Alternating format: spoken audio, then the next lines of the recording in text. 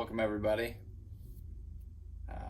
Today we are going to talk about transfer on death instruments. I'm Blinn Bates. Michael Fleshman. We are Woods and Bates, and we got to talking yesterday about transfer on death instruments. I'm sure there's a rousing conversation that everybody's really interested in, but it's a newer procedure in Illinois that can be a pretty valuable tool in estate planning for residential property. And what do you think about the transfer on death instrument? What is it?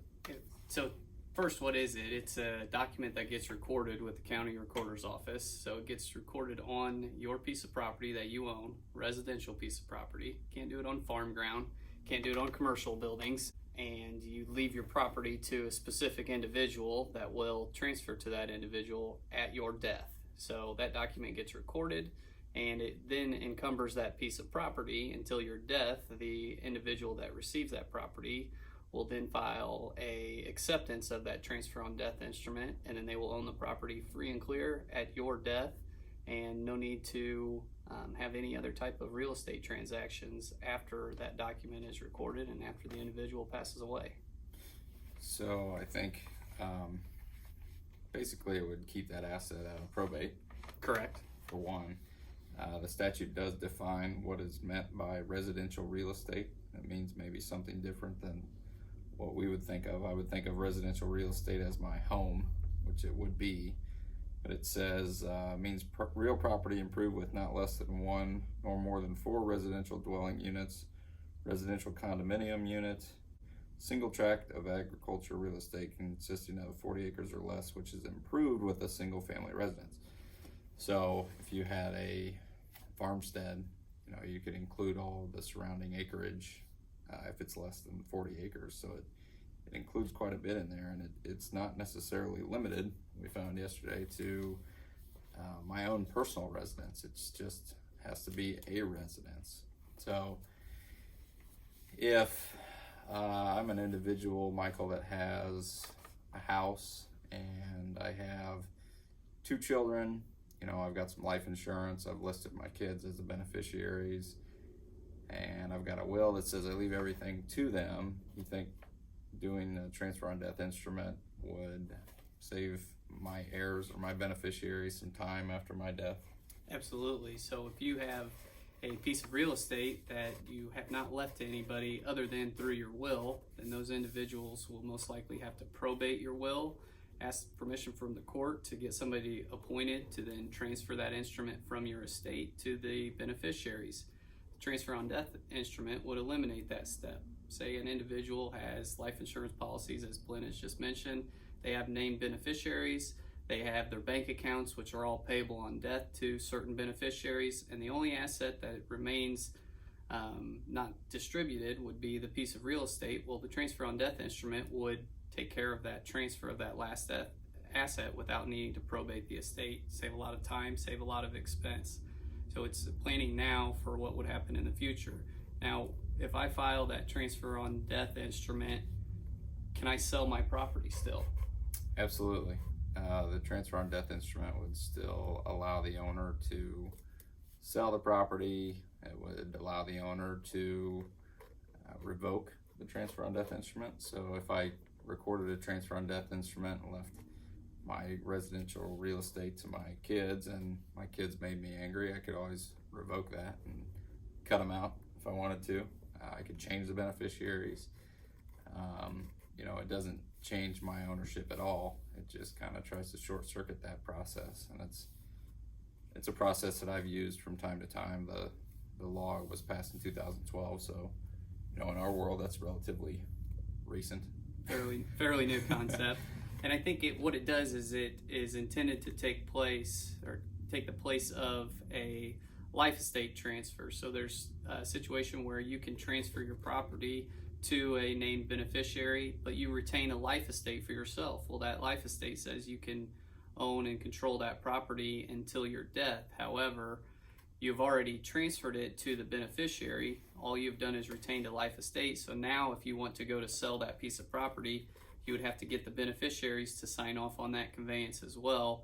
That's different than the transfer on death instrument. Even though you leave it to a certain named beneficiaries, that can be revoked without the consent of those beneficiaries. So you retain complete and total control over that piece of real estate.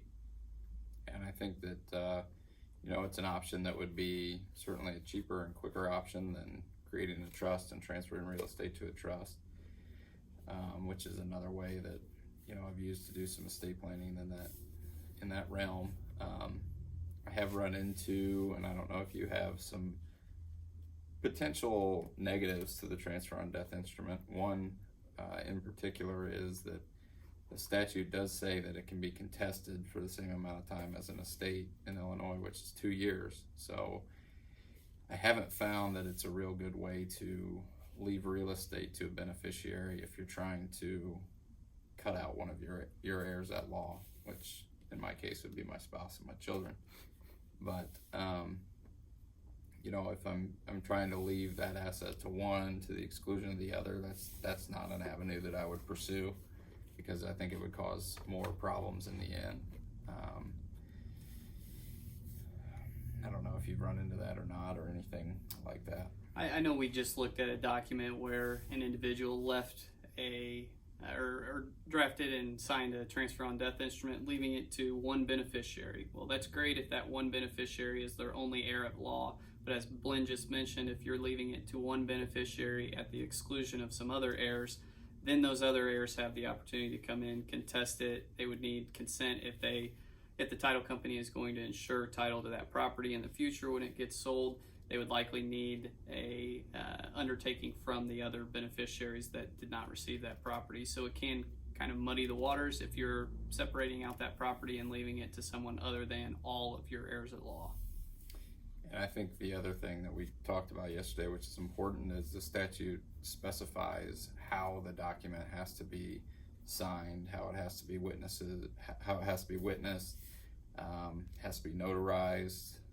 There's a lot of formalities that have to be followed, just like what we do when we draft wills and things like that are important. And if they're not done correctly, it could subject that document to successful challenge. So it's important to get those things done correctly. And as we've discussed in the past, everybody's situation is different. So what's good for some may not be good for everybody else. Yeah, this is just another avenue to prepare for the future. It could possibly give your beneficiaries a smoother transition in the event of an individual that passes away.